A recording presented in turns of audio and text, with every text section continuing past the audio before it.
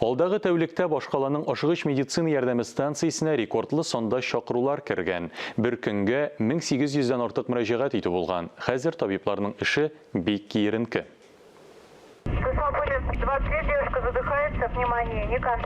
Ашыгыш ярдәм станциясендә шалтыратулар тынып тормый. Һәр авыру янына кичекмәстән барып җитәргә кирәк. Зубов полно, там же не только ковид. Шакырулар күп. Ковид кына түгел, башка авыруларда җитәрлек. Температура күтәрелү, балалар ширләү, имкәнү очраклары, урамда йокылып ятучылар бар. Улар янына еш барабыз. Табиблар экипажларының тәнәфес ясарга да вакытлары юк. Бик кирен кешеләр. Үзләренең әйтүләренчә, хәзер кешеләр тән температурасы бераз күтәрелсә дә, ашыгыш ярдәм чакыра.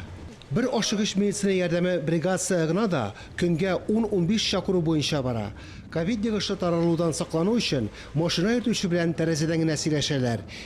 Табиб белән фельдшер махсус саклагыч киемнәрдән. Ашыгыш ярдәм бригадасының эше кул үзәктән башлана. Соңгы көннәрдә телефоннан шалтыратулар өзелми. 1000-нән артык чакыру теркәлә. Скорая 119, здравствуйте, что случилось?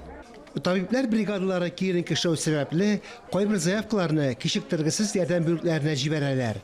Йогышлы авырулар хастаханәсендә дә озак көтәргә туры килә. Достаточно много пациентов за сутки доставляется. Шактый гына пациентлар йогышлы авырулар госпитальләренә китерелә. Һәр пациенттан соң санитар эшкәртүне оештырырга, кабул итү бүлекләрендә тиешле режимны сакларга кирәк. Шулай ук безнең автомобильләрдә санитар эшкәртү уза. Шуңа күрә тоткарлыклар килеп чыга.